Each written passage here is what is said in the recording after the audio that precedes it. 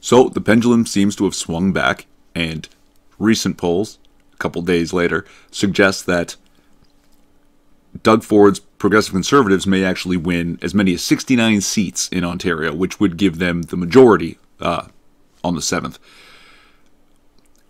While a poll not in my favor has the power to panic me pretty quickly, polls in my favor don't always convince me. It's hard to trust polls, especially if you remember what happened with Trump-Clinton during the U.S. presidential election. However, I do think this is a much better place to be in, and we'll have to see what happens next.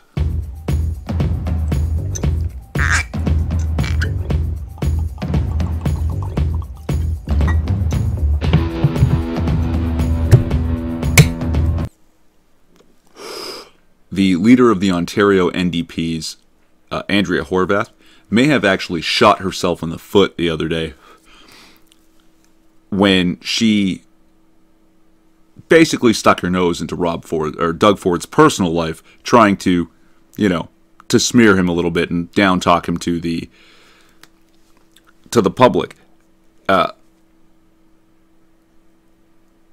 Rob Ford's widow is suing Doug and his surviving brother Randy Ford for mismanagement of the late Rob Ford's estate. That's another story. But Andrea Horwath said something along the lines of, oh, if Doug Ford can't even take care of his own family, how is he going to take care of Ontarians? To which Doug Ford replied something along the lines of, that's the problem with Andrea Horwath's ideology.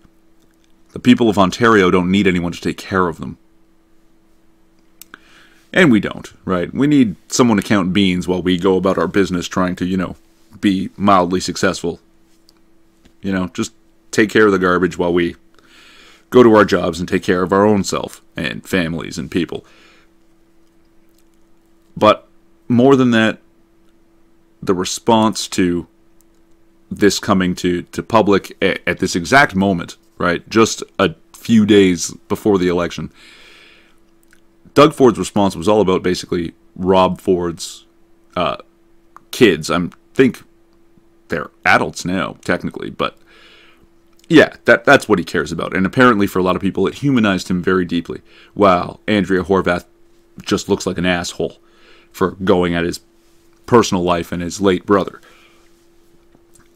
So I heard, again, anecdotal, radio call-in show, that's why I don't have sources for this.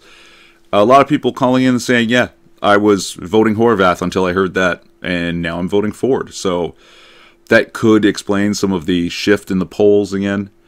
But, I don't know. Basically, Horwath's an asshole. Ford Nation, let's do this.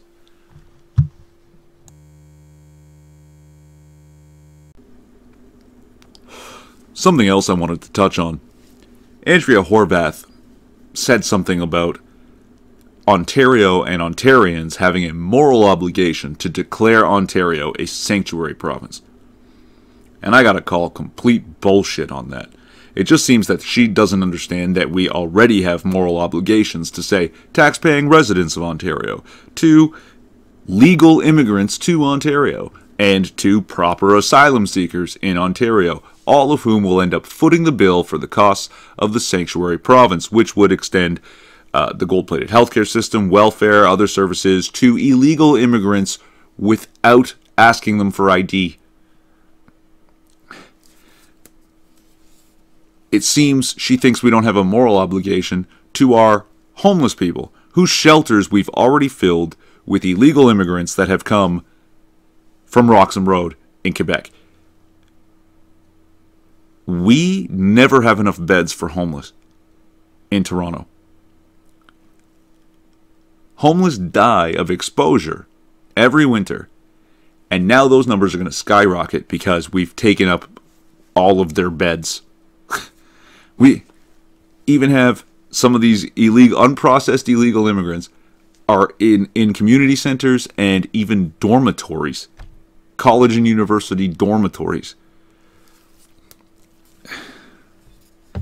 So no, I don't think that we have a moral obligation to make Ontario a sanctuary province. We didn't even get into the idea that, hey, guess what?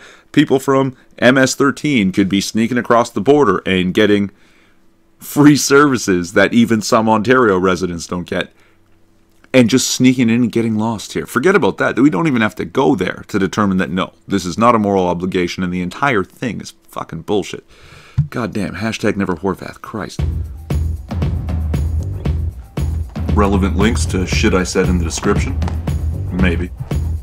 I'm a ring twin. Like, subscribe, or don't. It's a free country. At least it used to be.